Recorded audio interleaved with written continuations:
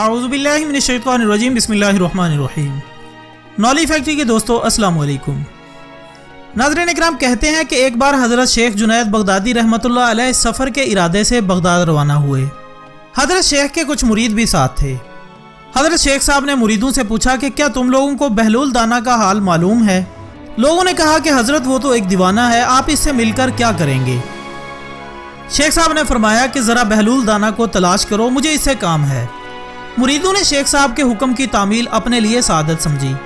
تھوڑی سی کوشش کے بعد ایک صحرا میں حضرت بہلول دانا کو ڈھونڈ نکالا۔ مریدین حضرت شیخ جنید بغدادی رحمۃ اللہ علیہ کو اپنے ساتھ لے کر وہاں پہنچے۔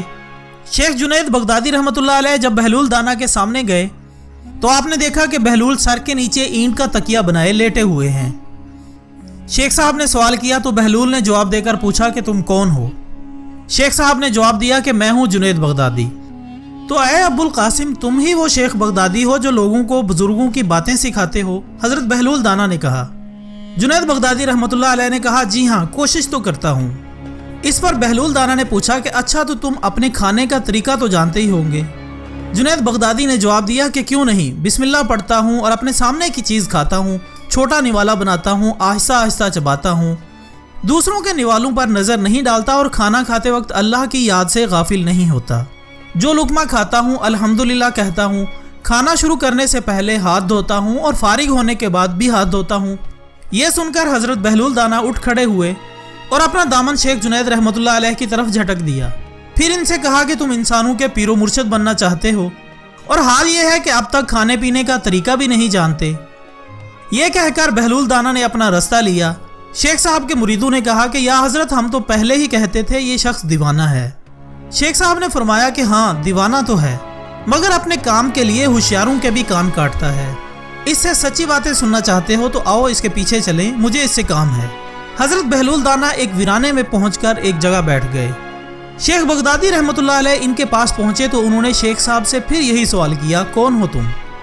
آپ نے پھر وہی جواب دیا، میں ہوں جنید بغدادی جو کھانا کھانے کا طریقہ بھی نہیں جانتا۔ بہلول دانا نے کہا کہ خیر، تم کھانا کھانے کے آداب سے تو ناواقف ہو، گفتگو کا طریقہ تو جانتے ہی ہوں گے؟ شیخ صاحب نے جواب دیا جی ہاں، میں جانتا ہوں۔ بہلول نے پوچھا تو بتاؤ کس طرح بات کرتے ہو؟ جنید بغدادی رحمۃ اللہ علیہ نے کہا کہ میں ہر بات ایک اندازے کے مطابق کرتا ہوں، بے موقع اور بے حساب نہیں بولے جاتا۔ سننے والوں کی سمجھ کا اندازہ کر کے خلق خدا کو اللہ اور اس کے رسول صلی اللہ علیہ وآلہ وسلم کے احکام کی طرف توجہ دلاتا ہوں۔ یہ خیال رکھتا ہوں کہ اتنی باتیں نہ کہوں کہ لوگ مجھ سے بیزار ہو جائیں۔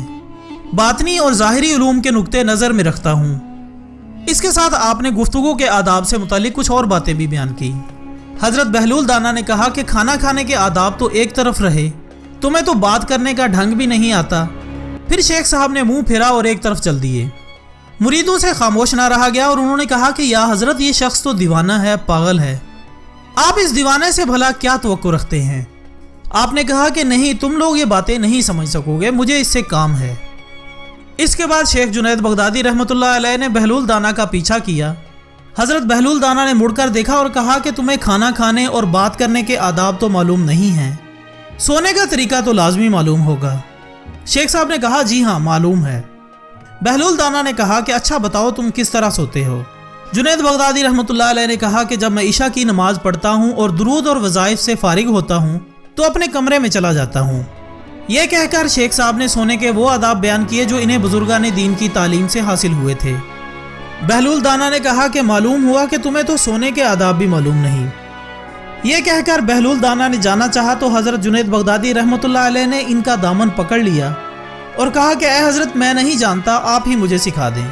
کچھ دیر بعد اللہ کے اس درویش نے کہا کہ میاں، یہ جتنی باتیں تم نے کہی ہیں یہ سب بعد کی چیزیں ہیں، اصل بات مجھ سے سنو۔ کھانا کھانے کا اصل طریقہ یہ ہے کہ سب سے پہلے حلال کی روزی ہونی چاہیے۔ اگر کھانے میں حرام کی ملاوٹ ہو جائے تو جو آداب تم نے بیان کیے ہیں ان کے استعمال کرنے سے بھی کوئی فائدہ نہیں ہوگا اور دل روشن ہونے کے بجائے تاریک ہوتا جائے گا۔ پھر بہلول دانا نے بتایا کہ گفتگو کرتے وقت سب سے پہلے دل کا پاک ہونا اور نیت کا صاف ہونا ضروری ہے، اور اس بات کا بھی خیال رہے کہ جو بات کہی جائے اللہ کی رضامندی کے لیے ہو۔ اگر کوئی غرض یا دنیاوی مطلب کا لگاؤ یا بات فضول قسم کی ہوگی تو چاہے کتنے ہی اچھے الفاظ استعمال کیے جائیں تمہارے لیے وبال جان بن جائے گی۔